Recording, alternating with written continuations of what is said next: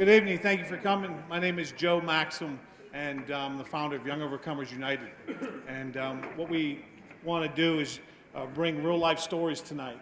About a year and a half ago, 2 years ago, my wife wanted to put on a program, Blinders Off, Hope Ahead. Our whole goal tonight is to make sure at least one family, one mom, one dad gets the help they need and sees the hope. I first want to say that someone in a crowd this size, someone has lost a child, a loved one, to drugs and alcohol. And we want to be very sensitive to everything that's said here to that. And we want to share in your grief, and but I want you tonight to share in our hope. What you're going to see tonight is real-life stories that have started somewhere. And you're going to hear a certain theme throughout the whole night, that the problem doesn't start when the consequences are evident. The problem doesn't start when the consequences are evident. Our whole goal is to bring you hope. You're going to leave here with a smile and to say, oh my gosh, there is hope for my son, my daughter, my grandson. And if you're one of the ones who have lost somebody, there is hope for you too, that to turn that anguish into something so positive and powerful. And that's what we hope to do tonight. First and foremost, I forgot my notes already, but we need to thank somebody very special, and that's my wife. A year and a half, 2 years ago, she wanted to do this, and there was a little change. We had an accident.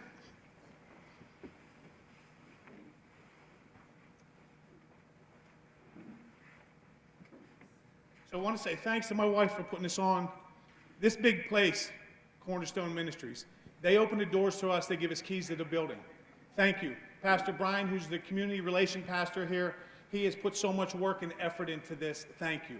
Thank you for the police departments that are involved, Charles Conway, the magistrate, Helen Kistler, the magistrate in PT, and multiple other, Officer Buzz, that's the resource officer in Franklin Regional, the resource officer in PT, which I'm drawing a blank.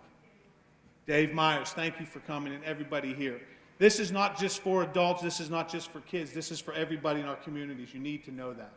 And we could come up here with, I could have had a who's who of people come up here with suit and ties and doctors, Indian chiefs, and we could have had all that, like right along here. 2-3 hours of people that have been in this for 30, 40 years. But we knew we had to do something a little different. If you see a person here with a YOU shirt on, they're a part of Young Overcomers United. Some of them are at the beginning stages, and some of them are at walking in freedom. And the littlest guy right there, that's my grandson. He's 4 months old. And you'll hear that story. What a blessing that turned out to be. But when we get started here, I want you to know that the only real professional that's speaking tonight is Tony Marcacci. Here's a man who's worked for the county. He'll tell you for how many years. But when I heard him speak for the first time, I saw he had something different.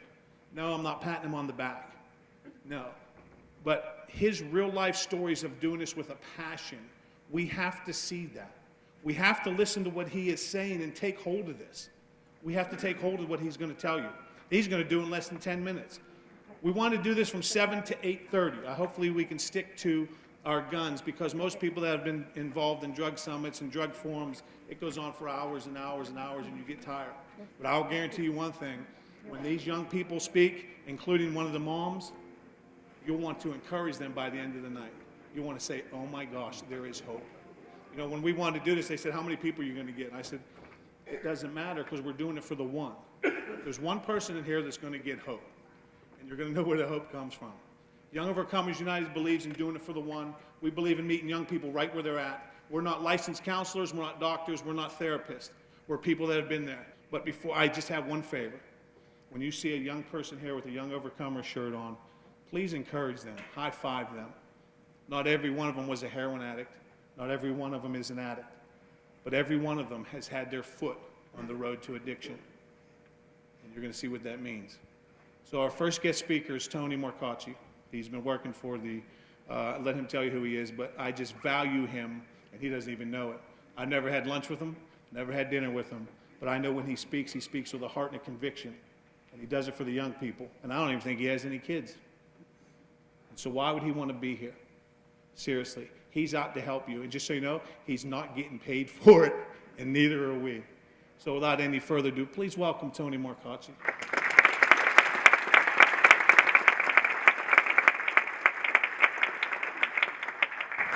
Can you hear me without the microphone? Great, because I hate microphones. As Joe said, my name's Tony Marpacci. I'm a county detective here in Westmoreland County. Just so you know, I have a little bit of idea what I'm talking about. I've been a detective now for 33 years. 27 of those years have been exclusively devoted to narcotics enforcement here in the county. I used to work undercover a lot, myself and my partner. Those days are pretty much gone. Doing things like this, I kind of burn my own identity out. A couple things I want to talk about. We'll hit on one of them is alcohol. And I have no problem in having you guys spread the word. Parents who endorse children drinking at their home because it's safe at their home will get arrested. My office, I work in the district attorney's office for John Pack, our district attorney. He will prosecute. Next thing I want to cover, and it's something that's often overlooked. Recently, there's been some legislation in some states where possession of a personal amount of marijuana is legal now. I think you guys all know what I'm talking about. I don't know where they get this from.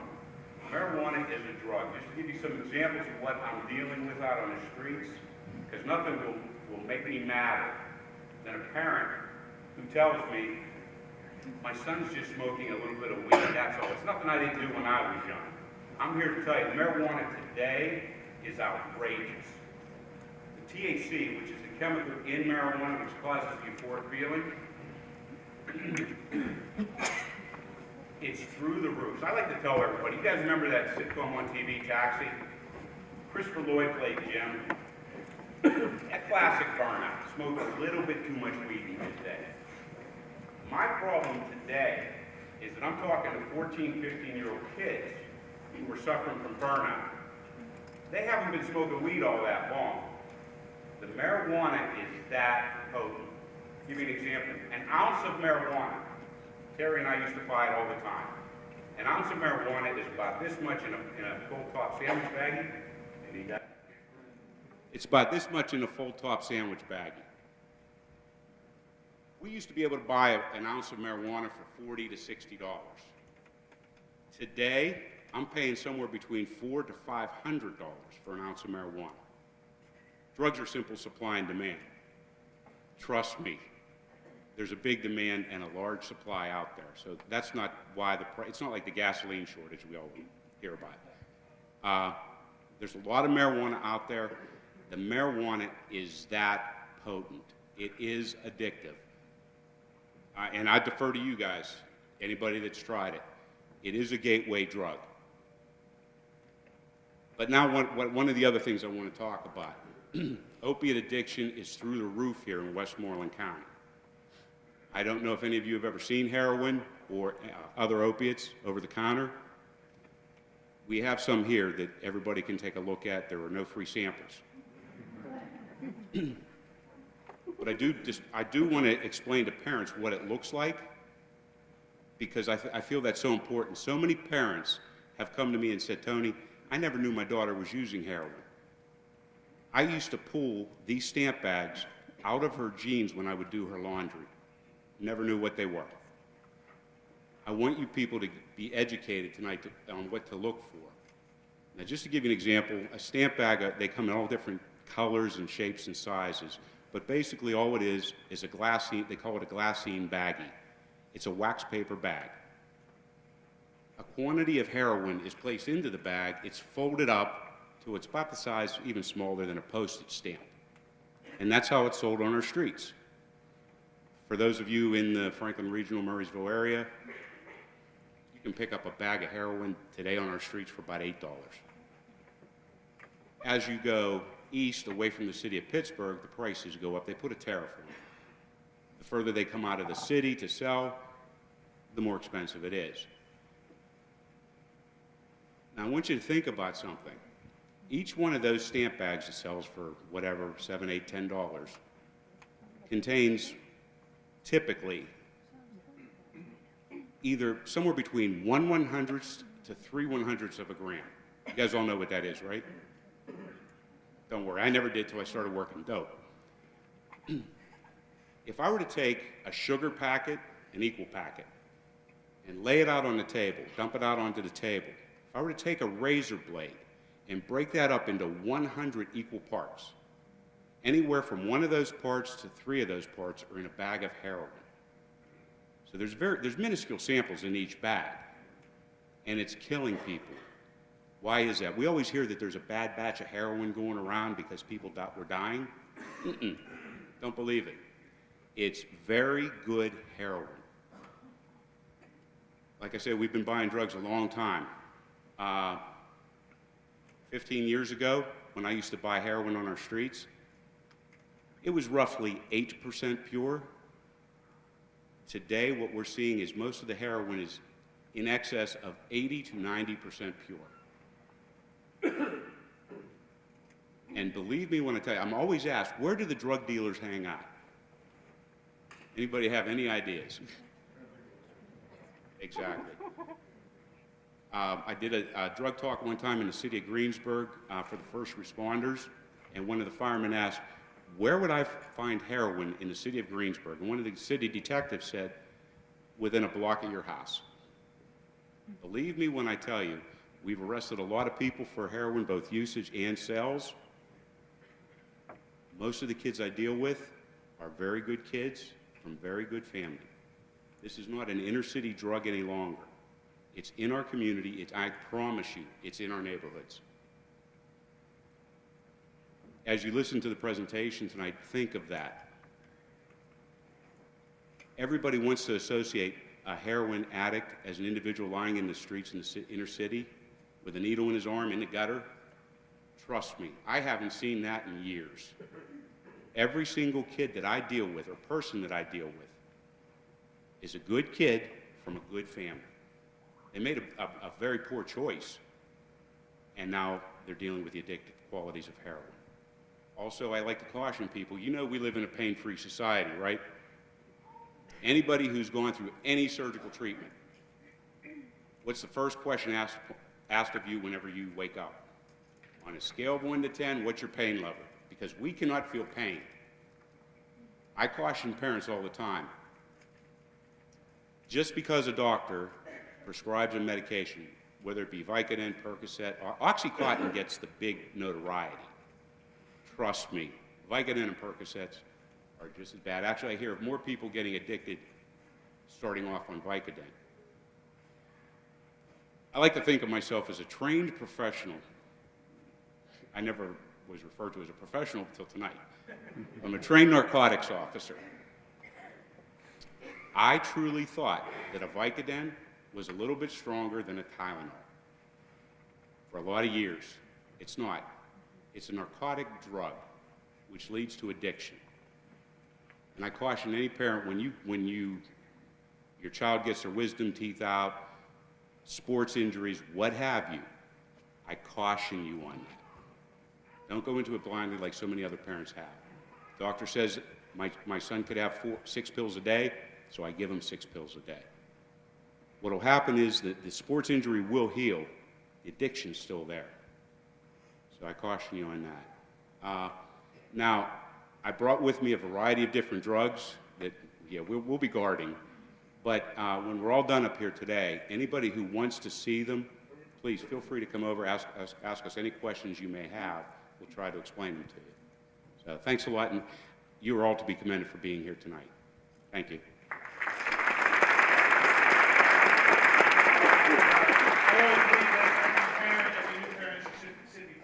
Listen, and I should give more thanks too. Just so you know, out in the foyer when we're done, there'll be a table for the magistrates and the police officers and the school resource officers. Please stop them, ask them questions. And at the end, when we have questions, you need to know that they'll be here, we'll be here, and get your questions answered before we leave. I have an incredible privilege to go into homes and do interventions. I'm not licensed, but the results are staggering, and it's not from me. It's from the hope that we bring. You need to know that. Our first guest speaker is from Penn Hills, and I could have had speakers from all over, but we chose, just so you know, from Penn Hills. I'll introduce them Plum. My 2 kids are speaking from Franklin Regional. We have one from PT with a mom from PT, and we have one from Greensburg-Salem. We could have had one all the way up 22, all the way up through Penn State. But we chose this area because this is where we live, and this is where it's hitting home to us. If we look at this as a state issue, we're not going to make a difference. If we look at this as a whole county issue, we're not going to make a difference. If we look at this as a personal, in our home and community issue, we can make a difference, one at a time. Rachel, can you come up?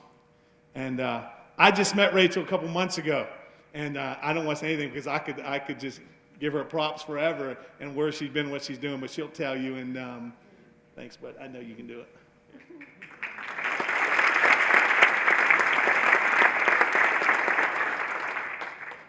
Hello, everybody. I'm kind of nervous. As Big Joe said, I'm from Penn Hills. I was raised in a Christian home. I was pretty much my whole life was the good girl. I never really did anything that was too wrong or bad. Being a Christian to me was just a set of rules to live by that made God happy, and so then I'd have a good life. And in my family, drugs and alcohol weren't really talked about very much. I mean, I knew that it was bad. They said, don't do it, it's bad. But I kind of just thought bad people did drugs.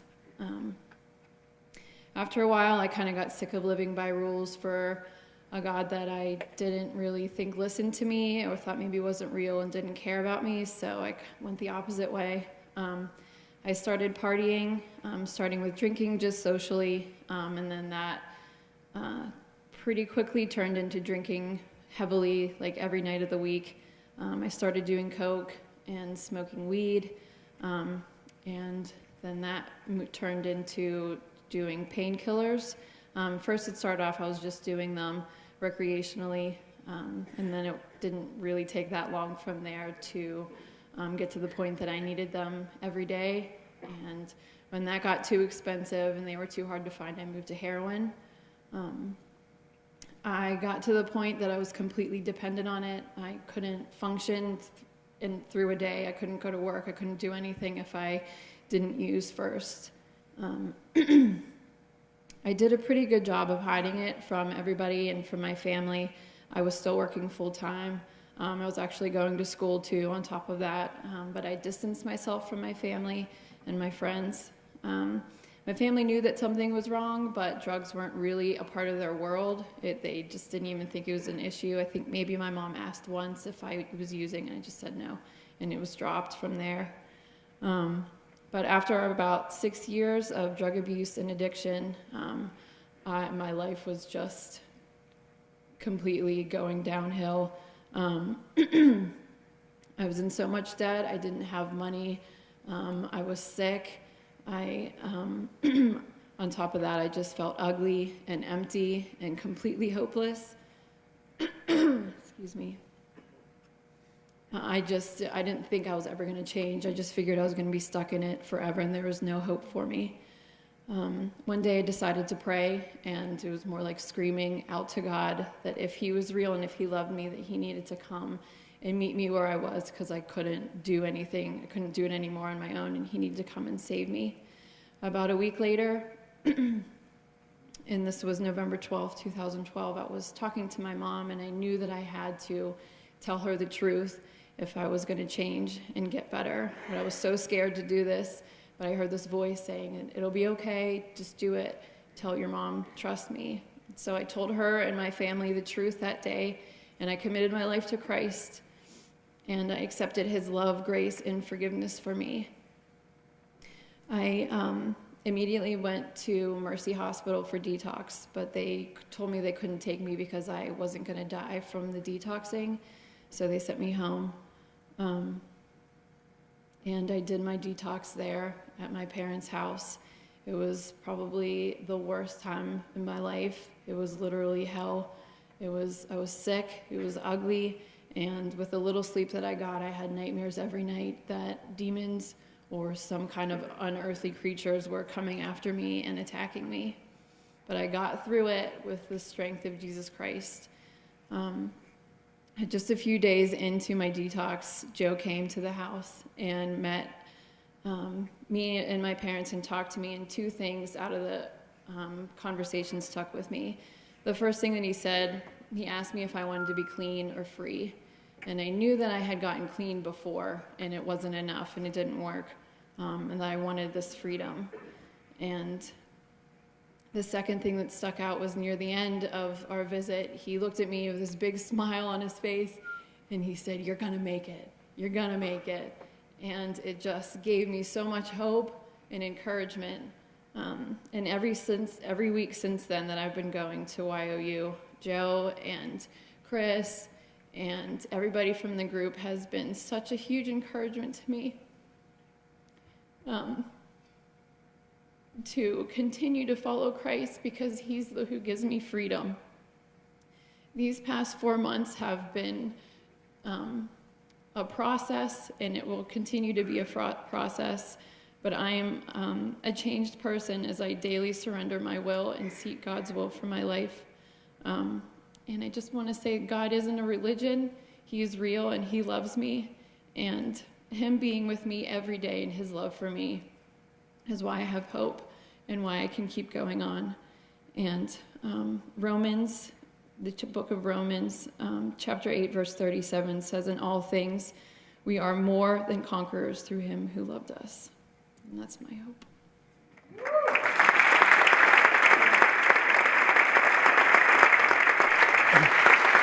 Right there gives me enough energy to do it another 17 years.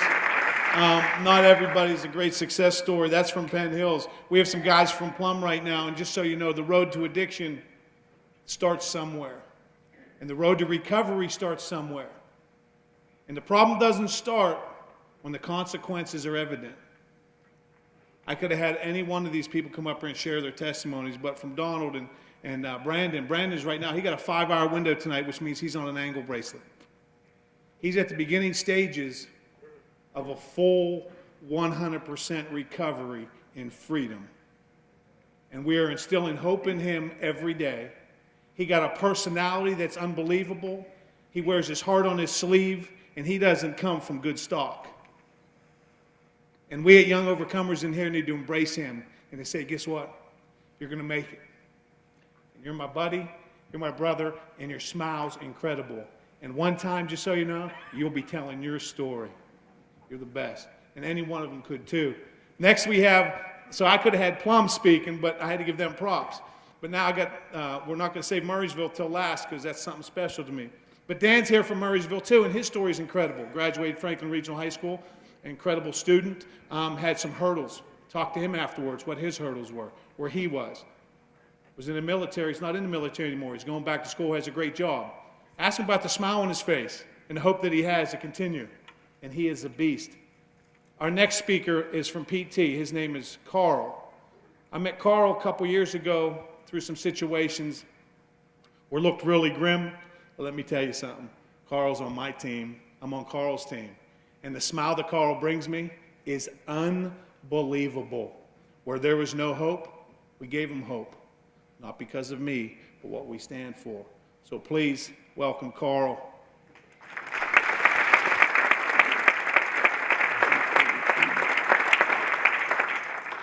I want to thank everybody for coming out tonight. I want to start off by saying that it's God's grace and mercy that I'm even here tonight.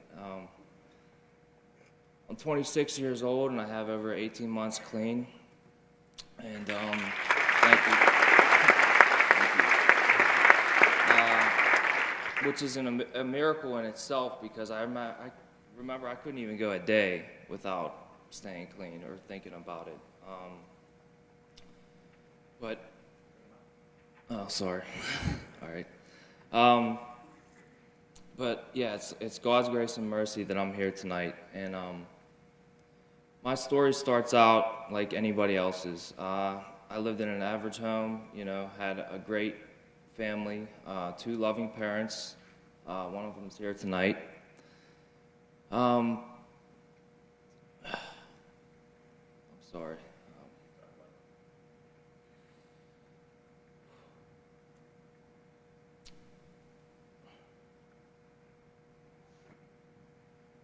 I'm sorry. I just get caught up because I never thought I'd be doing something like this to give back to the community. And it really makes me feel good. And I try not to cry. That's why I'm holding back here.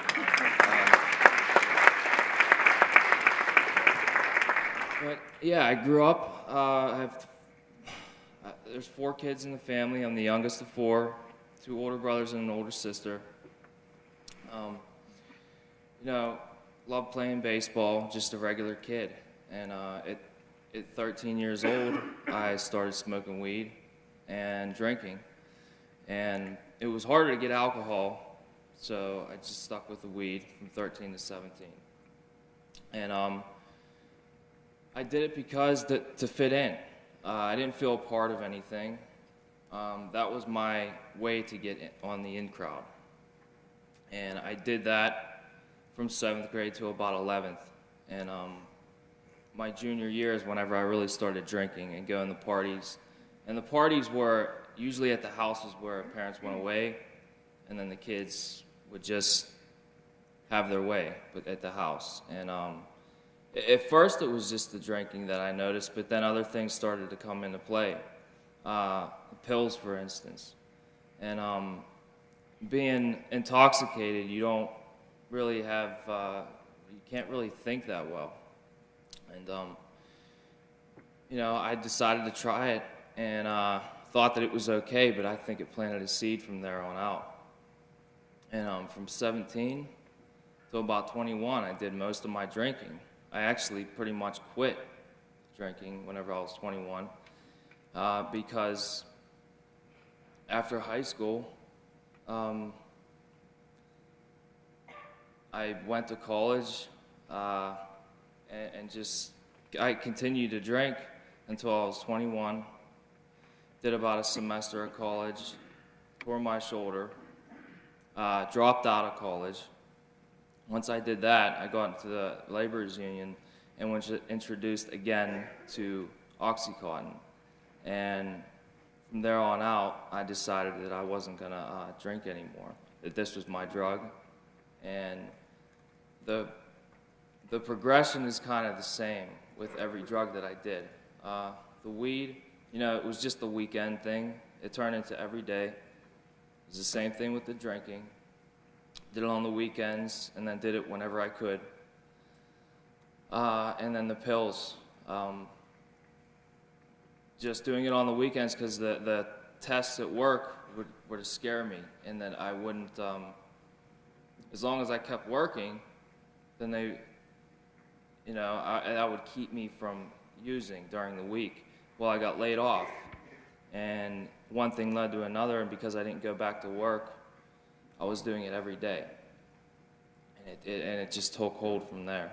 From 21 to about 23, I used every day.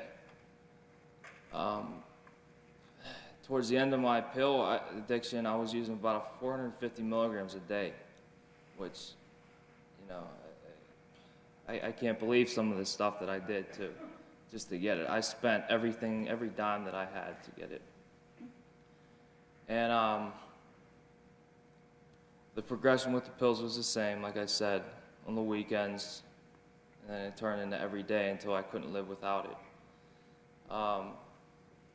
And then I found something cheaper, which was heroin, and I moved on to that. And right off the get-go, I used that every day. There was no even thinking that I was going to do it on the weekends or here and there. Addiction took a hold of me, and it dragged me through hell. And I never thought that I would ever come out, ever.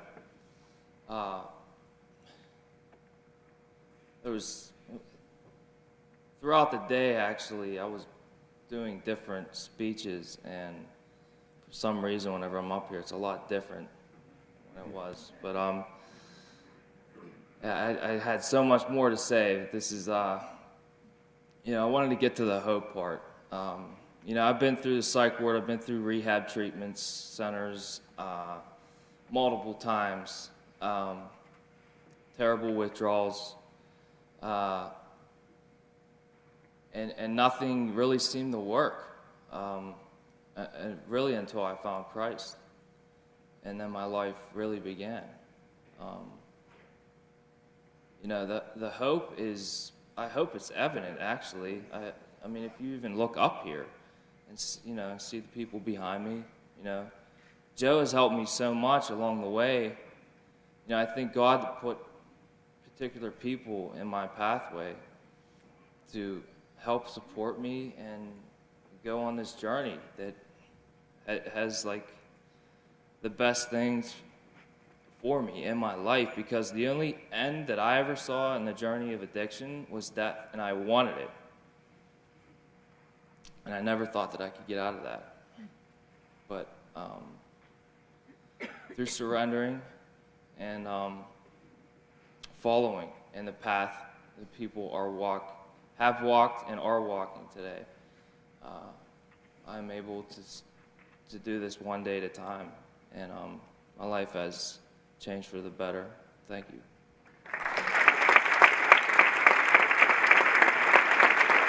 I tell you what, Carl didn't tell you the half of it. He didn't tell you the half of it, and nor will I. But it is an incredible journey with Carl. He is a stud. He even looks good. He's taking care of himself physically. He's been through everything, different rehabs, different three-quarter, halfway houses, and we taught him to use those all as tools, but when he changed his foundation and his hope, that's when it really began. And Carl used to call me when he was in Mount Regis in Virginia, and he would tell me some crazy things at nighttime, and I had the privilege just to get a smile out of him through the phone before he went to bed. And when Carl said, it was me that helped him, nope, it was Carl that helped me. To see a young life change gives me hope every day. I don't look 50, do I? That's from all these young people giving me hope, and that's giving back. Now, he's a warrior. I'm going to show you someone else who's a bigger warrior, his mom. Moms, to me, take a special place in my heart. Not that dads don't go through this. Please don't take that. But it's usually the mom that takes the brunt when something happens in the home. She cooks, she cleans, she takes care of the finances, she takes care of the house. Well, to me, that's it happens a lot. And this next lady, this woman, this friend is a warrior. She might be small in stature, but let me tell you something, I'll put her up against anybody. And I want to introduce Elaine, and her story and friendship to me and my wife has been a blessing.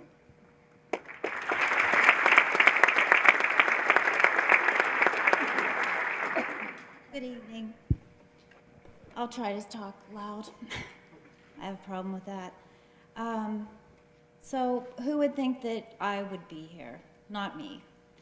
I had what I thought was the perfect life, married, 4 children, 3 of which were older boys, a thriving business, everything. The reason for my presentation has to do with my experience with addiction as an enabler and a codependent. 2 big words that describe me to a T. Even though I never did drugs or had an addiction to alcohol, I too was very sick, but I didn't realize it. The dysfunction in the family causes everyone to suffer. Addiction has caused me to have great stress. With that came a distorted sense of judgment, great sadness, hurt, helplessness, and anxiety. Probably many more words I can't even think of right now. We have many of the same problems as the addict and become just as sick as they are. Again, everyone in the family feels it. I peaked with my illness 2 years ago. I have 3 addicts in my immediate family. Addicts, alcoholics, same thing. They have dragged me through their close calls of overdosing, blackouts, mental institutions, and even sending my own child to jail multiple times. Without going through all of the gory details, I found the long path of recovery. That day started with a phone call to a helping organization called WellPlace, suggested through my lawyer. The Maxims, Joe and Chris, who have put this night together, have also been a constant in my family's life for at least the last 10 years. They watched us spiral downward, and they're now watching us go upward. We've been to each other's homes for parties, visited us in the hospital, gone out to eat together, talked countless times on the phone, and of course attended YOU. You can't even imagine how many times I've asked myself, why didn't I see what was going on earlier? Without surrendering to the fact that you can't handle the chaos anymore, you are constantly taking a front row seat to addiction. It is a chronic disease, meaning that it does cause death if not treated. The enabler can also die from stress. This is a family disease. What is it like living with addicts? Well, I used to carry my purse around with me in the house, even to the bathroom. Most of the time, I would just go to bed, again with my purse under the bed, at night hoping tomorrow would be better. How crazy is that? Enabling is, say, you give them $20 to get gas. So what you're really doing is give them $20 to go get drugs. Say you pay for their cell phone. All you're doing is giving them easy access to set up their contacts. Once I even gave my one son, not Carl, another one, $100 to go to the dealer and buy back a leather jacket that he just pawned for drugs. I gave him $100 and said, please go buy this back. It's your dad's jacket. He said, sure, Mom. Took my mother's car that he borrowed, and guess what? He never came home that night. That's how delusional I was. The smallest investment turns into enabling. Enabling is actually helping them to kill themselves. Once you take the safety net away, they have to face the consequences all by themselves. Being a good parent or a spouse is recognizing that your loved one is not present while under the addiction, and your job is to let them feel the consequences of their actions. Let's say they get a speeding ticket going down the parkway, and you take the ticket and say, I'll pay it for you. So why wouldn't they do it again? Stop trying to help them. You're not helping. You're prolonging their recovery. Why would they stop when you're making it so comfortable for them to use? Education and therapy counseling has put me on that path of recovery. I needed reasons and explanations to support this thinking process. Taking care of me has become my new job. Before, everyone else came first. Is my life getting better? The answer is yes. I have, with help, created what I call my safe house. It's peaceful, stress-free, and guess what? I don't have to carry my purse around anymore. What my addicts do is their own choice, and I must limit myself to interact with only those in recovery for today. Everything else is toxic to my well-being. Recovery is abstinence plus change. My son sitting here gives us much hope. You know, one day, about a year and a half ago, he told me he was using again. At that time, I was numb from recently losing my mother to cancer. And so I just looked at him, emotionless, and said, you have two choices. Go get help again at a rehab, or just leave my house now. Thank God he chose to go to treatment. And so on September 11th, I had to put my kid on a plane. And he did. He went to Virginia again. And what a wonderful man he is today. I honestly couldn't be prouder. Addicts in recovery go through so much soul searching that I believe that they are the most awesome people. This is not what I planned for my life, and so I accept it as a challenge. The reward so far has been a better relationship with God, and I've met the most wonderful group of people.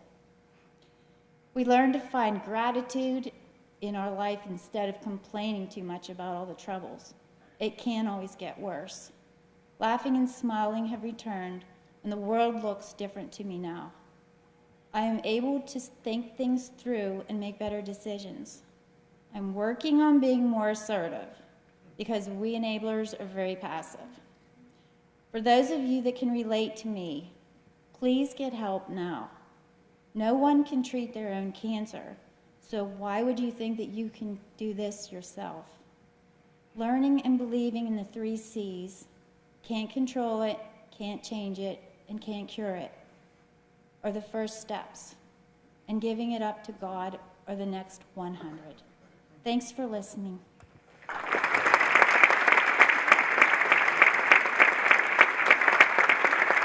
Unbelievable. Just so you know, too, I don't want to ever paint a picture that YOU is the cure-all to end-all. We believe in multiple tools. We believe in addiction is so broad and so wide, and so many things happen on the road that we need to embrace other groups, and we need to embrace different things on each person's journey. But most of all, what we do at YOU is sharpen those tools that they have and continue to give them more and more and more until they walk in freedom. And that's what we're all about. This next young man, wow, I've known him for a little bit now, and what can I say? I took him home. Last time he was home, I took him home, and he told me something on the way home that after I dropped him off, I pulled over the side of the road and started crying. And he told me something that I'll never forget. I can't tell you all of it. But he said, it's by the power of the testimony. So you can negate and not believe anything you hear, but you can't say it's not true. It's a changed life with a smile and hope from a changed heart. What goes into the eyes goes into the mind, goes into the heart. What goes into the ears goes into the mind, goes into the heart. Every single person lives out what's in their heart. You can't get around it. Out of the abundance of the heart, the mouth speaks. You can't get around it. If you take two kids that are 4, 5, 6 years old that are twins, and you take them to sports camp, the AAU basketball, the cup soccer, you take them to swimming, and a coach comes up and you have the same kid, the same athletic ability, and one just doesn't care, and there's only room for one, the coach says, give me the one with heart, who plays with heart. We need to know something. Every one of their hearts has been changed. Every one are living on that new foundation. That's the hope that will not disappoint. It is not me. It is what they chose to follow. This next young man, Mike, he's a beast, and when I say beast, he's a big guy. I love him. He's like a teddy bear. He's been around the ringer, and we need to hear his story. And it's nothing but hope and joy and a life that's going to prove on where he's at now, and I'll let him speak. So give it up for Mike.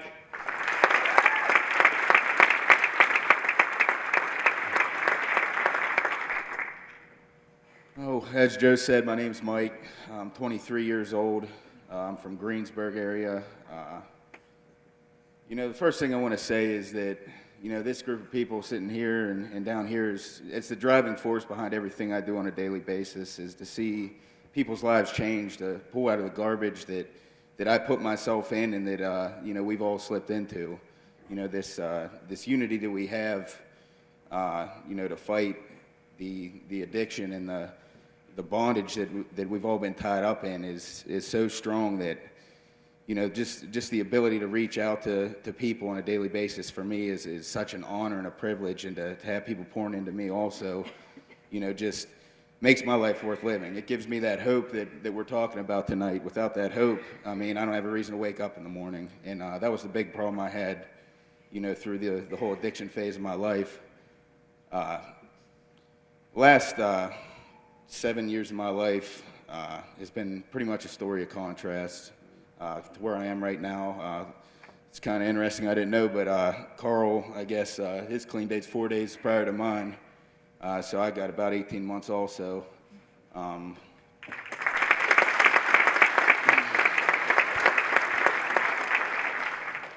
The contrast that I'm talking about is, just last week I work at a facility that's a faith-based recovery program called Teen Challenge. It's the avenue that I took to get the hope in my life that I was so desperately seeking. And I had an 18-year-old kid come up to me. His eyes were full of tears. He said, "Mike, I finally got it. I finally surrendered. It's time to make a change." Threw his arms around me about 3 or 4 times, and I went back to my room and I did the same. I started crying because I seen too much damage done to people to not care, to look someone in the eye and just not have everything inside me yearning to see that change that happened to me to happen in them. Another big contrast in my life, as compared to that, was in my addiction. I was addicted to heroin for 6 years. I started using when I was 16 years old.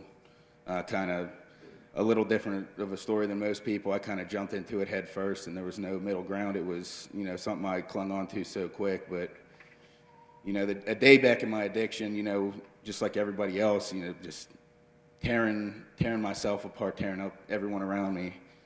A day in my addiction would be waking up, trying to, you know, get the sympathy of my parents to let me use their car and to give me some money, you know, make up whatever excuse I had to go out, do something in the morning to get myself off of being sick.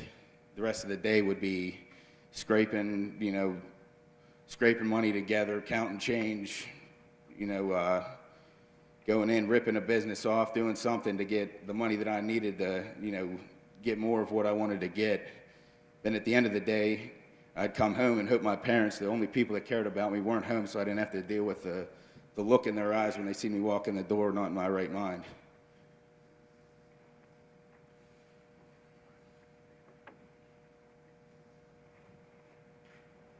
Through all this,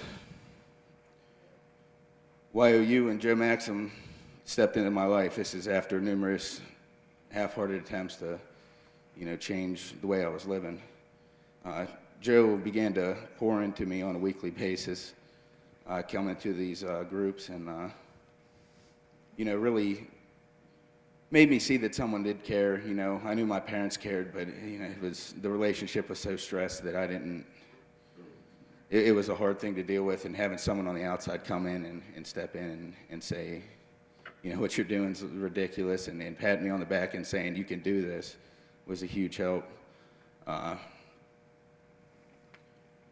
the very top of my mess, I ended up in the psych ward for a near overdose, suicide attempt. This is a very dark day in my life, but you know, on that day, that everything changed for me. I ended up going to Teen Challenge, the place that I work for now, and that hope that we're talking about was given to me. Began seeking out God and His plan for my life, and you know, through all that, began to really, you know, see the importance of reaching out and helping others. It was a long process. It took over a year for me to graduate that program. It's exactly what I needed. And through contact with Joe now, you know, being able to come and speak here, even though I'm not directly involved now with the YOU program. Had it not been for YOU, there'd be no way I would be standing up here. I'd be standing behind bars, or I'd be laying down, you know, in a hospital bed or worse. And you know, this hope that we're talking about has delivered me from the use of medication for bipolar disorder. It's delivered me from, you know, drug and alcohol addiction. It's delivered me from selfishness. It's delivered me from everything that was controlling my life. Lust, anything that you know, if you can think of it, I had that problem. I was an extremist, and through the hope that we're talking about here, it's all been washed away. And now, from the person I was to the person I am now, night and day. You know, I get comments all the time about how, you know, you're not the same person anymore. I don't know what happened, but that old person, I used to know, that guy's gone, and I don't see him coming back. And you know, on a day-to-day basis, as long as I do what I need to do, I have people like Joe in my life to push me in the right direction. I know that I'll never fade back. And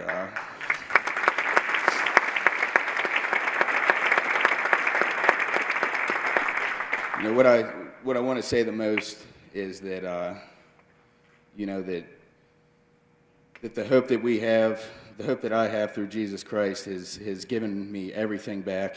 The people who pushed me in the right direction, I want to thank Joe especially, because without him I wouldn't be standing up here. My parents who are here hearing this, I just want to thank you guys, and most of all, I want to thank God, you know, for allowing me to do this. My favorite verse, Philippians 1:20. It's the verse I live by. It's my earnest hope and expectation I will no way be ashamed, but with all boldness now as always, Christ will be glorified in my life, whether by life or by death. So thank you, guys.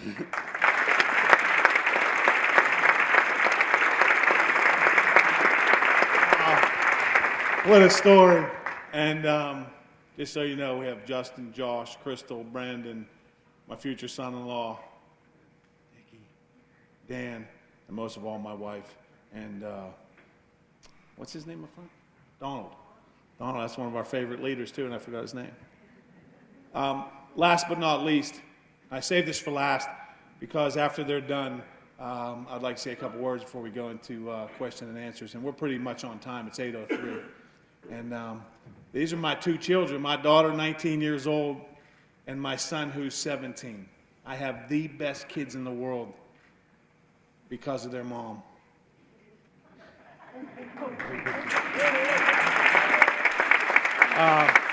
So what they're going to share with you, I think might touch your heart just as others. But they too have the hope. And just so you know, the road to addiction starts somewhere. Everybody on that road does not end up as a heroin addict. Everyone on that road does not end up in a psych ward. But you need to know there's a place for every single child on that road.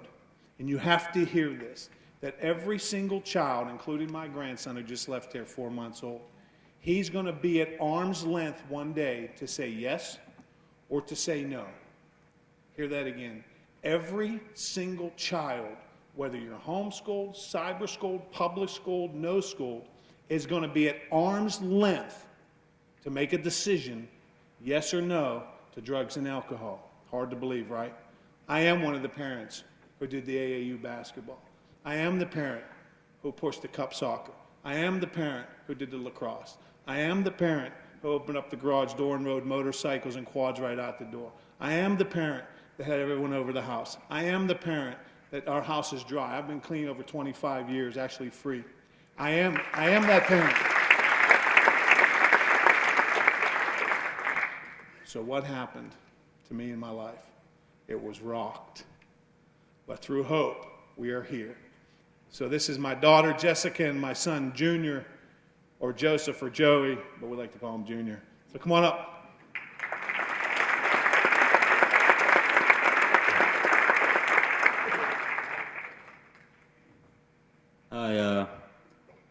Like my dad said, I never thought this was going to happen to me. My parents run YOU, and I always thought I could say no when it was right in front of me, but that didn't happen as I planned. I'm 17 years old. I go to Franklin Regional, and 16 months ago, I was a passenger in a car accident that involved alcohol.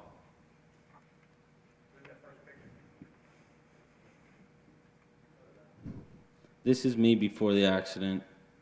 I was a 3-sport athlete. I played soccer, basketball, and lacrosse. And I rode quads and dirt bikes right out my garage door. And I also loved to fish. I did pretty well in school, too. Could you show the second picture, please? This is me a couple hours after the accident occurred. We hit a tree, and I was non-responsive, and life flighted to AGH's trauma unit. I had 2 collapsed lungs. I was on a ventilator. My neck snapped back over my spine, which should have left me paralyzed. I have back issues and had severe head trauma, which consisted of major bleeds and global shearing. Global meaning my whole head, and shearing meaning that the axons in your brain either got severed or stretched. On the 3rd day in the hospital, the doctors took me off the ventilator thinking they were going to shut the machines down. They had to put me back on the ventilator, but the doctors were amazed. I spent some time there and then was transferred to the Children's Institute, where I still receive outpatient therapy. Could you show the next picture?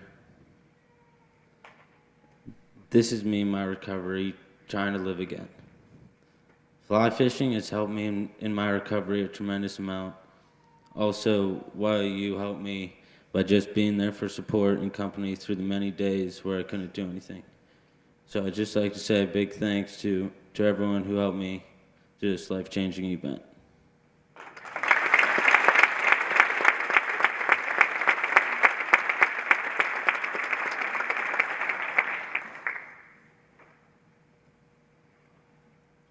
Sorry. I'm Jessica. I am Big Joe's daughter, and I'm 19 years old. I graduated from Franklin Regional High School. I grew up in a Christian home. I was the ideal daughter that any parents could ask for. With my father running YOU, I was taught about drugs and alcohol at a very young age. If you told me that I would have ever tried alcohol or did drugs, I would have called you crazy. I never thought that I would get into them, that they could have grabbed a hold of my life like they did. Going into high school, sooner or later, I knew that drugs and alcohol would be at an arm's length away from me. Little did I know that my sophomore year was the first time that I had been offered alcohol. But my senior year is where it all started. I started hanging around some kids that were using, and before I knew it, my senior prom had rolled around, and that was the first time I started smoking weed. As that summer approached, I began smoking just about every night. I was involved with a crowd that really wasn't the best. After summer, I then went away to Clarion University for college. With going away to college, I knew it gave me all of the freedom to do whatever I wanted, whenever I wanted. I began smoking weed heavily from move-in day. Weed just wasn't it. I began drinking a lot. I was taking some pills along with getting into some hallucinogens. I thought that I was just doing what every other college kid did. And after my brother's accident, I went back to school, and my parents let me take my car and everything. And I kind of already had it like premeditated in my head that I was going to use my brother's excuse, or his accident, as an excuse to skip class and go get high, because I knew that I could tell my parents that my grades were bad because I was so depressed about my brother.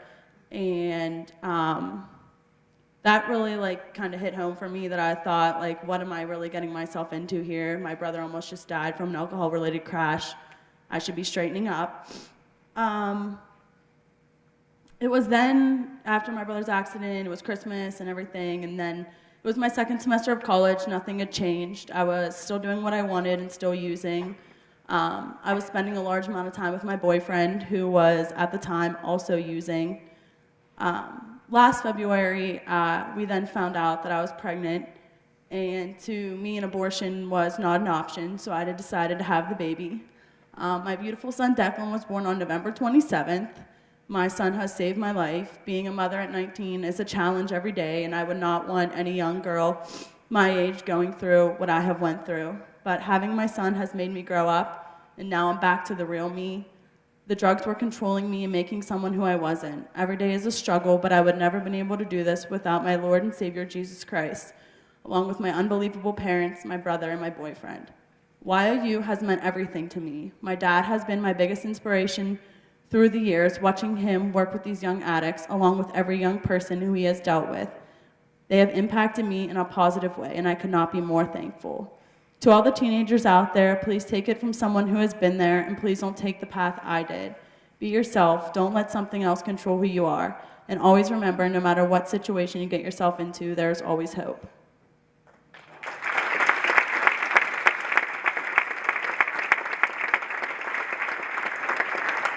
Told you I have the best kids in the world, due to my wife.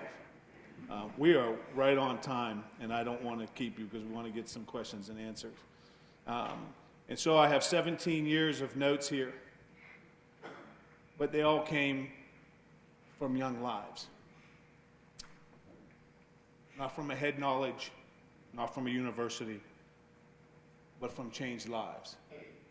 Not to say that you can't have that great knowledge from universities and other things, but the way I lived my life on the edge all the time. And people have to understand a couple things. The road to addiction has a beginning and an end, and very few listen to the signs that are on that road. Just so you know, it's fun to get high. People always ask me, why does somebody want to get high? Our question is not why, but why not? Why should I not get high? Have you ever been high? It feels great. It feels unbelievable because your eyes are blinded. A thief comes to rob, kill, and destroy. What has alcohol tried to do to all of these lives? Somebody has lost their kid probably in here, and you need to know that that's the job of the addiction principle, is to come in to rob, to kill, and destroy. On the road to addiction, There's no counselors. There's no coaches. There's no doctors. There's no police officers. You have to understand this for a second. I'm painting a picture. The road to addiction doesn't have what they had in their rehabs, what they had in their recovery. Why is that? We have to start thinking about this a little different. You know, when you go down to the baseball stadium and you go there to watch baseball, they play by certain rules. Console Energy Center, you're going to watch a hockey game. They play by certain rules. Heinz Field, you're going to watch football. They play by certain rules. You have to understand this analogy here. It's called the DNA Stadium, the Drug and Alcohol Stadium. The second a young person, or anybody for that matter, but being at our heart is young people, because I believe if we can't learn from them, we'll never learn. Rehabs are full. There's so many people that are in the industry, and it's just full. But the DNA Stadium states that at any given moment, that demons they talk about, hell that they talk about, can call you into the game. And just think, you know, when we played them little cup soccer games and pee-wee this and pee-wee that, you step into there, it's just a weekend warrior. I can drink only on the weekends. Nobody knows. I can smoke a little weed. Nobody cares. I can take a little pill. Nobody cares. Just so you know that that coach, hell itself, comes into that stadium and says, look, I need some players, and you're going to play by my rules. So somebody in here, if we all had one beer in here, it would affect us each individually different, physiologically speaking, because we're different. If one young person takes that choice, given them by a parent, by somebody else, takes it out of the cabinet, that might do something to their body that it would not do to you and not be effective. You have to hear this very clearly. Not everybody that smokes weed once, not everybody that drinks once, not anybody who does a pain pill once, that doesn't make them an addict. But every single addict has done it for the first time. Hear that again. Every single addict has done it for the first time. Our children are put at such a risk right now, and they're put at such an awesome spot, I shouldn't say awesome, but a place where they have to make a decision to say yes or to say no. Why should they say no? Because it's wrong? The Just Say No campaign has been a miserable failure. We need to look at this a little different. That DNA Stadium, when they step foot into there, hell locks the gate and says, you want to play in my stadium, you want to be a weekend warrior in middle school, high school, and in college, it's not going to happen. Because every stage has a consequence. And every stage of addiction puts a little more blinder on your eye. The whole purpose of tonight is to take the blinders off. My rose-colored glasses, my blinders were knocked off. My wife's rose-colored glasses and blinders were knocked off. I encourage you, parents, take your blinders off. If you don't have a young person anymore and your kids are grown and you don't have these problems, know that it's your next door neighbor. I can't go into why some of these people, these young people, they have told me, the dope man lived right next door, just so you know. He's in your neighborhood. Not mine, I live out in the woods. Yes, so do I. I live out in the middle of nowhere. Guess what? The dope man is in my neighborhood. Who is the dope man? He's a clean-cut businessman. And he knows if you're trying to come off, just so you know, as a businessman, he has what you need. He has the Subutex, he has the Suboxone, he has the opiate blockers. Because getting dope sick is really, really nasty. Which I didn't say before, when I first met Rachel, she didn't look like that. She was emaciated, sunken in face, hell beating her down. Now look at her through hope. Beautiful young lady. I can't wait to see what God brings into her life. Carl Schweikart, when I met him, he thought he looked good. He was 160 pounds and he looked like hell. And he thought he was the bomb. He had a big hole in his pants right here, and he came to group and he was just like, no one can see me that I'm high. Are you kidding me? Are you kidding me? He was living in the DNA world. That's what it does. It blocks your view. When I met Mike, crazy Mike, let me tell you something. He is really crazy. But look at him now. He's even off his meds. Not to say that's for everybody, but for him, it's perfect. It's for him. The DNA Stadium says that when a young person dies because of heroin, and hell says, look, I need a player. If you put yourself in that stadium, young people, it has the authority and the right to call you into the game. Not me. I just like to drink on the weekends. Not me, I just like to smoke a little weed. But as hell comes in and loses a player for the game, it calls him in and says, look, you're in my stadium? You will do what I say you will do, when I say to do it, and how. And every single one of these young people will tell you, if you really talk to them, that they've been bound up by the chains. The treble hook. A treble hook is 3 hooks in you. They can get 1 or 2 out, but there's always 1 in. You got to remove the 3rd one. We have to hear that in the road to addiction, not everybody becomes an addict. Hear that again. I would never say because you drink a beer that you're an alcoholic. Because you smoked weed, you're an addict. That you took a pain pill, you're a bad person. But every single addict has done it for the first time. Let me ask before I go on, is there any high school kids in here, young people? Yeah. Anybody want a shirt or a sweatshirt if I ask you a question? Who wants a sweatshirt or a shirt for answer the question? Yes or no? I need a high school person. No one wants a sweatshirt or a shirt? 5, 4. What size? You want a shirt or you want a sweatshirt? What size? How about a medium? But you got to stand up, and you can't get this until you answer the question, all right? What school district you go to? Oh boy, that's a good one. Because Derry doesn't have any problems. What grade are you in? I'm a junior. Junior. Okay, now listen. First name? Kylie. Kylie. Kylie? Bihon. I have a question for you. In your opinion, I don't even know her, didn't even know what school district she goes to. I was hoping to have multiple different school districts, but in your opinion, just your humble opinion, is that your mom sitting next to you? You got to promise me to answer this 100%, okay?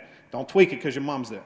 In your opinion, what percentage of kids in your high school drink alcohol? Just your opinion, no facts. Probably like 98%. In your opinion, no facts, what percentage of kids smoke weed? Probably like 99. Hold that up. 99%. Okay. In your opinion, just your opinion, no facts, what percentage of kids do anything stronger? 25. Okay. Just for the sake, hold on for a second before you get your shirt. In your humble opinion, do you know anybody that has, or in your opinion, is going to have a major problem? Yeah. Give her shirt, please. I need one more high school, different high school than Derry. You want a sweatshirt or a shirt? I'll show you the sweatshirt. We don't have any hoodies, they go quick. Or a shirt. What size? Oh, you're lucky. Huh? Did you want a sweatshirt? Hey, Mom, take it easy. She's so bossy. She's the one who picked the Kellers. So if you don't like these shirts, she picked them. What's your first name? Sam. Sam. Wow. Thank you, Sam. What school do you go to? I go to the Oakland school. Oh, this might be tricky. I'm going to go out on a limb here. And your percentage, in your opinion, what percentage of kids at the Oakland school drink? Probably about 99. No, not that high. Take it. 95. Just say 90. Let's feel good. Yeah, 90. Is the Oakland school a private school? Yeah. What percentage of young people in your school smoke weed? Probably about 80. What percentage of people, just your opinion, do anything stronger than weed? Probably about 50%. Do you know anybody that you would think has a problem or is going to have a problem? Yes. Okay, thank you. Give me a sweatshirt.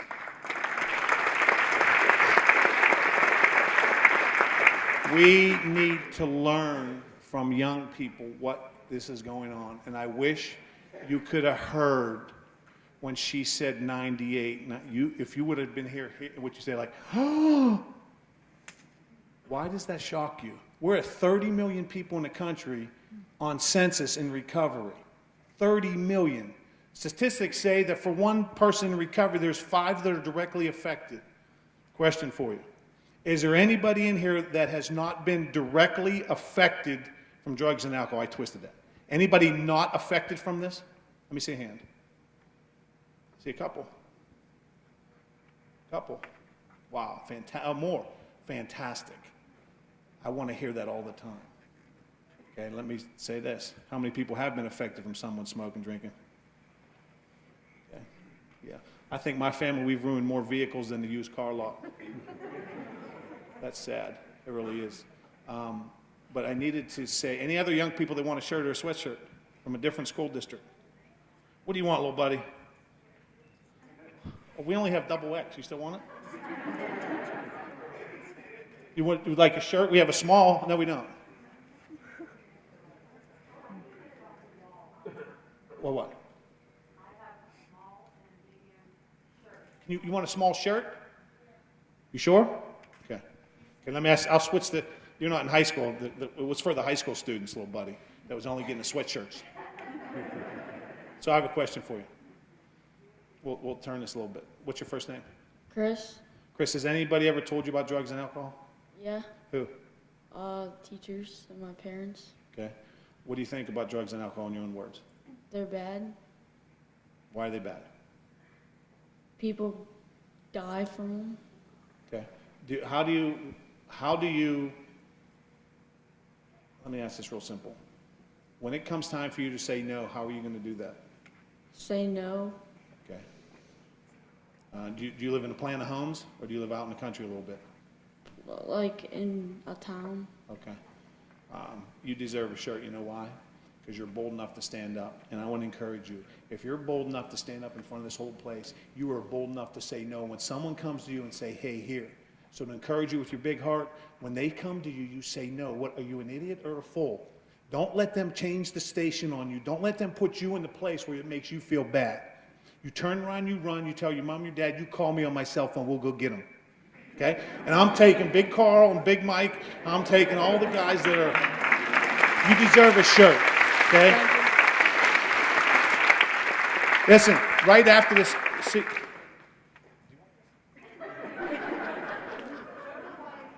there's a YOU table outside. She'll get you one off the wall.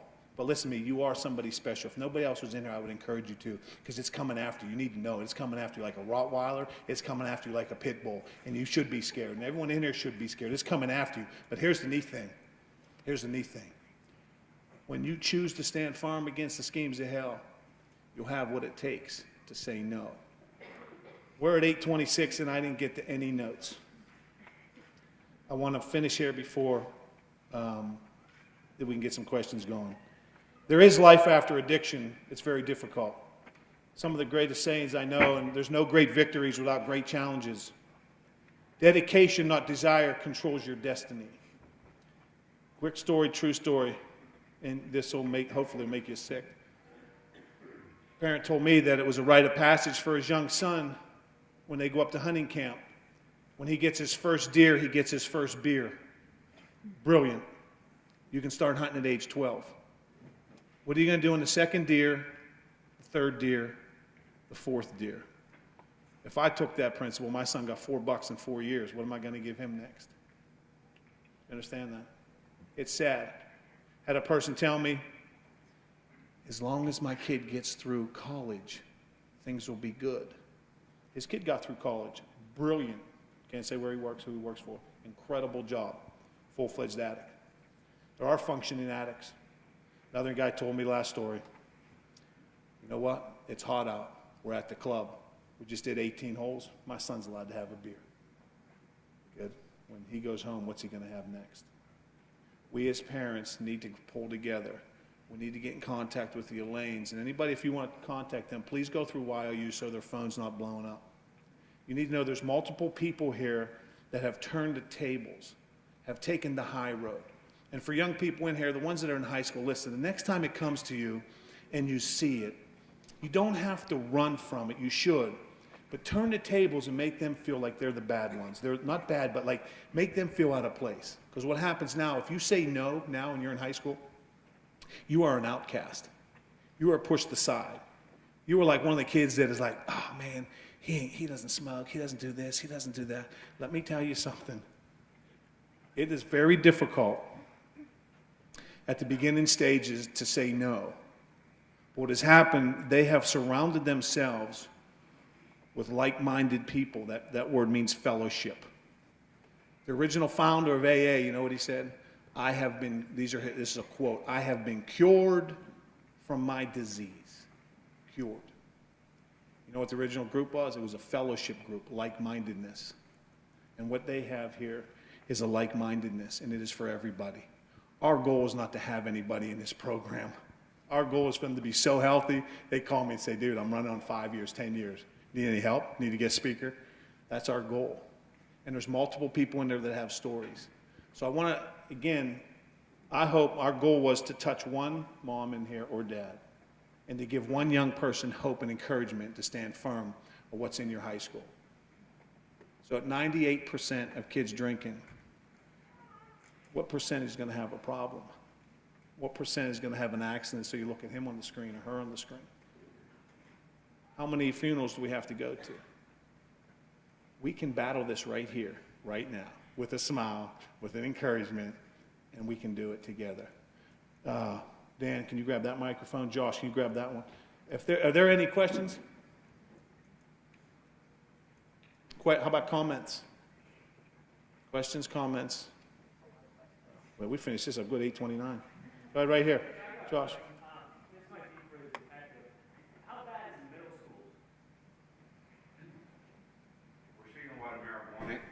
In the middle schools, there are occasions when we hear stronger things. I want to give you an example, and this, once again for the parents. One of the things we're finding even in elementary schools, you guys know the pixie sticks, the little sugar tubes? Kids are actually cutting those up into lines and snorting them. They're not getting high from it, but they're emulating adult behavior, poor behavior. So it is out there.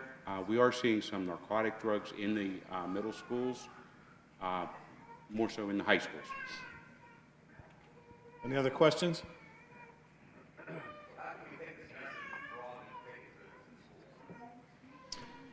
Tough question. It's a good question. I think it's a lot of times our hands are tied due to politics. But I have to say this, and he's probably going to not like me when I tell you this, but our principal at Franklin Regional, he was at my son's, I'm hoping we get to the answer. He was at my son's trauma unit every other day. He was at, maybe not every day, maybe 3 days, he was at the Children's Institute, and he would come down and say, what do you want me to convey to the school and to the students?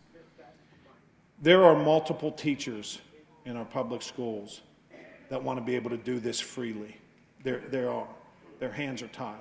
There are multiple people like the Tony Marcacci's, like our magistrate, that want to do more. Their hands are tied. How do we do that? I'm on your team. If you have something good, here's what I always say. If I have something good, I don't have to broadcast or say it, it's coming. We've never advertised in 17 years to say we need more people. Why are you for funding? Because we don't get paid. Because it's a love and a passion. How do we take it to the schools? I don't know. There are programs in the school. I don't know. Pardon me? Correct. But here's the other thing. I don't think it's the school's job. I don't think it's the police department's job.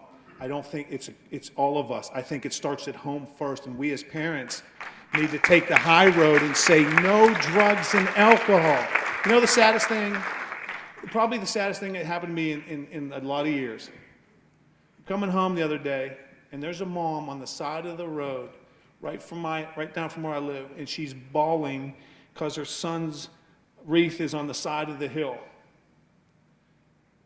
Crushed me. Because after he passed, his friends, you know how they gave him props? There was a line of beer bottles across the hill with a fresh case of beer right in front, and I said, how disrespectful. If I was that parent came by there, I would have just fell over. It's more than the schools. It's more, see, we want to push, we want the schools to do it. They're limited. We want the police to do it. Here's my point on the police. We want the police to do it, but we don't want them to say anything when we have a parent who's allowing their kids to drink in the basement. Don't come to my house. So when do you want the police to intervene? When the nasty, dirty drugs get involved? The heroin, the crack? Let me tell you something. Addiction starts way before. When a seed is planted, the road to addiction is like a plant. You plant something here, then you water it. And as it waters, it's going to bring forth something. And that something is full-fledged addiction. No, the police can't do everything. Can they do more? Probably. Can the school do more? Absolutely. My question is, we believe in the 1440 principle. 1,440 minutes in every day for every person. You can't add a minute, you can't take a minute away. How many are you willing to give of your time to make someone a better person that you'll never get back? The 1440 principle. If we all commit to that and say, we're going to go help somebody. We don't know how to do it, but if I have money, grab a program that needs funding.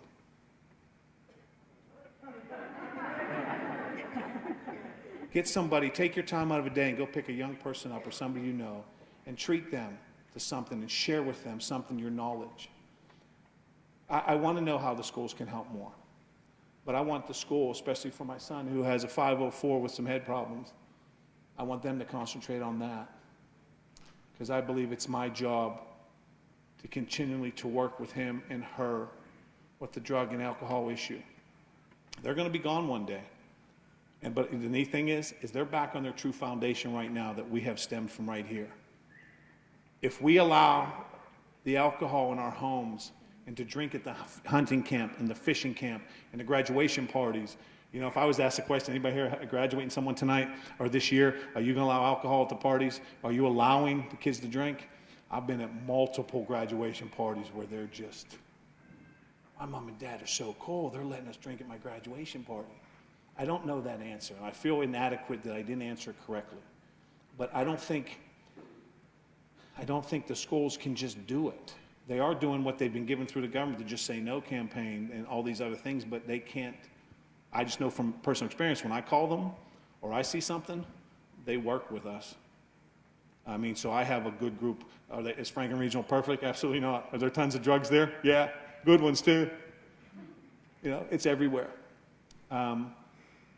I'm sorry I didn't answer that. Go ahead, ma'am. You can ask them questions too, anybody, except my son.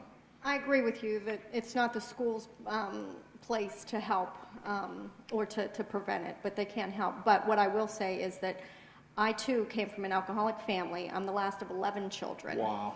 And I'm here to say I've never touched a thing. I was what they referred to as the good Miss Two Shoes or whatever. But anyways, my husband and I there's a school up 22 here, it's called Wyotech. And my husband and I rent to these individuals that go to that school. And they're usually 18 to 21 years old. And I send them a packet in the mail when they rent from me. And one of the things I asked them is, what did you think when you read it? And they said, well, when my friends and I read through it, it sounds like I'm going to jail, not to school. Because some of the things I had in it was they absolutely cannot drink. They're not old enough to drink, first of all. It's against the law. But they can't smoke in my properties, you know. But anyways, what I was going to say to you, I ran out of places to put these kids. So I brought some of them into my home, 3 of them. My husband and I do not drink. We don't have alcohol in our home, except for somebody who may buy it for us as a gift. Why they would do that, I don't know. But we had a case of beer in our basement when these boys came. And I walked downstairs, and I could have swore I saw this kid drinking something, and he hid it. And I said to my husband, I said, I think that boy's drinking downstairs. Go down. He said, no, I'm not going down right now. So we waited till the next morning, and my husband found the empty can in the garbage can. We took every single one of those cans and emptied it, and we laid them on the bed where he slept. And he come home, and he saw all those cans. And he just stared at me like, what are you going to do? And I said, you are going to call your father and tell him what you've done. You've not only drank when you're underage, but you stole it from me. I've opened my home to you, and you've stolen it from me. And so I guess what I wanted to say is, I think that if you have the mindset that it takes a community to raise children, that father was not at all upset that I called him or had his son call him, and then I got on the phone afterwards. Sure. One thing that I also want to say is don't be upset if somebody calls you about your child. I welcome phone calls. I can't correct something my son is doing if I don't know it and somebody doesn't let me know. So I think that all of us collectively have to be watching out for each other's children. Correct. I believe it, and it takes a village to raise a child. But are we willing to cross that line and call somebody, pick them up and do it? Are we willing to do that? Are we willing to put our kids at, it takes a strong person to do that. It really does. Any other questions?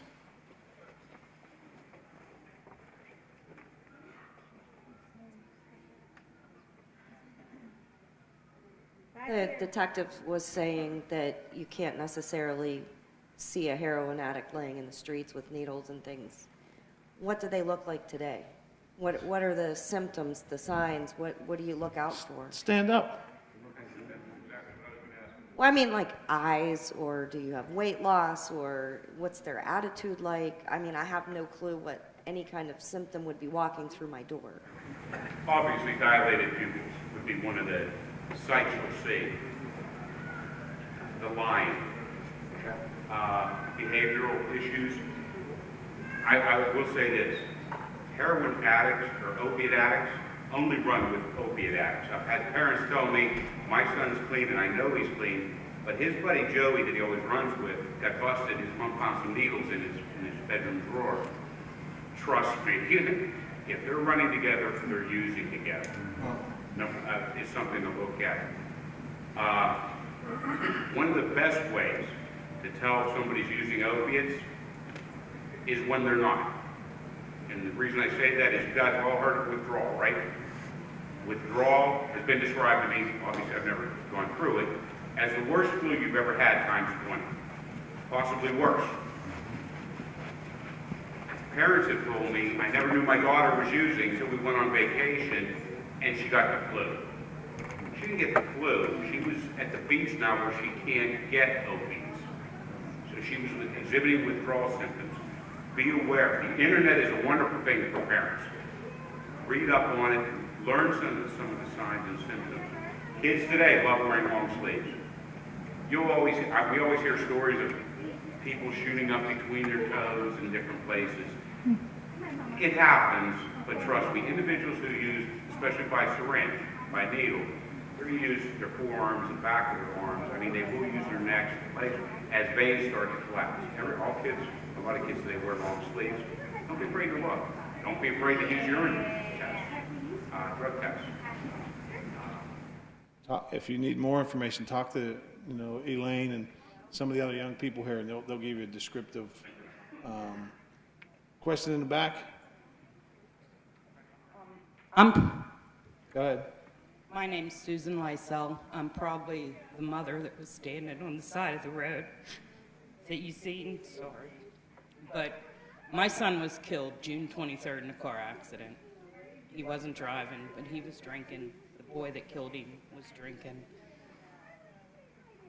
We're starting what we're trying, Officer Buzz knows about it, it's called the Starfish Project. And as parents, we can't say that they're too young to start teaching them about drinking and driving and everything. What we want to do is start a curriculum in like elementary school on to try and teach kids about impaired driving, which to me, it doesn't just have to be alcohol. It can be pot, it can be anything that's impairing your judgment. But we want to get this Starfish Project started. We want to buy a Sydney, which is used through NASA, and the government uses it. It's to teach them what it's like to be driving when you're impaired.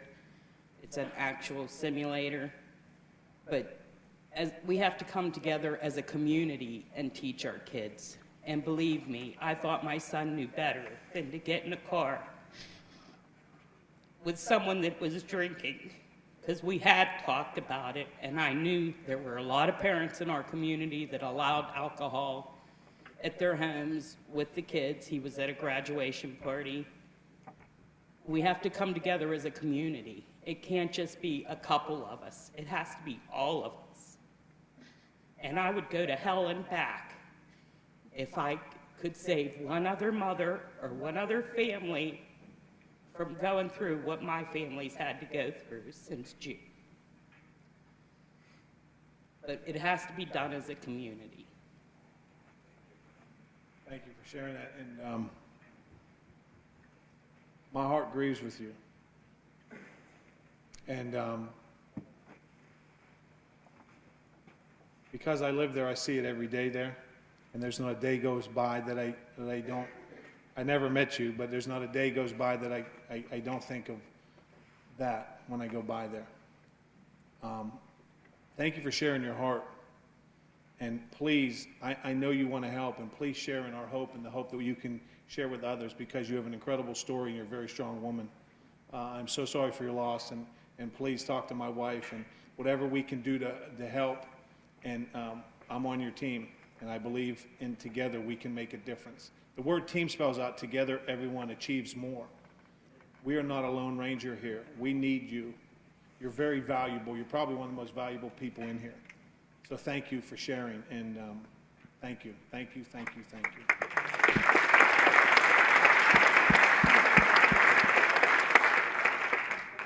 I just want to start off first by giving you guys all props for everything you guys went through. So if everyone could please give them a round of hand. So you guys are all very strong, all very strong. I wish I was able to realize my addiction to alcohol before what happened to me. I was in a car wreck, like your son. I was in a coma for 3 months, and I let the addiction get the best of me. I laid in a hospital from February 26th till June 2nd. I was in the hospital from drinking and driving. I mean, I don't know what to say. What Sue was talking about, I speak at Starfish's meeting. I was the one that actually went in and started talking about the drinking and driving. I mean, everything you guys talk about, they're all horrible drugs, and it's awful. And it's amazing how strong you guys are to come back from the road you went, because I know it's hard. It's not a fun road. And everyone, all the parents in here, it all starts with you. Every one of you in this room, you need to relay the message to your child, to your cousins, to your nephews, to your nieces, to whoever. You need to relay the message that drugs, drinking, they're not fun. In school, they're fun, but they're really not. It's awful. I mean, I'm not going to talk because I have a whole life. I have a whole big story about it, but Well, one day. One day. I you just will. want to give you guys all props. Thank you. I give you guys props All so right. much. We have one more, and then it's time. Go ahead. What happens is someone tells you, if you don't do these drugs, I will beat you up or something. What do you do then? Well, I would go tell somebody right away. Don't ever be afraid to talk to your mom, your brother, your sister, your aunt, your uncle. Run from it. You run and tell the police officer. You run and tell the school resource officer. Don't think you're a sissy or a baby because you go and tell on somebody. You need to know that you at a young age, it's going to come to you. And if it comes to you and you're scared, you know that's not right. If you have to question whether that's right or wrong, you need to run from it. It's okay to run. Go tell somebody. You'll be stronger as you grow. So when someone comes, if he ever forces on you and wants to make you do it, run. Run, run, run. Okay, little buddy? And don't give up. Is there one more? I think it's Big Steve in the back. I'd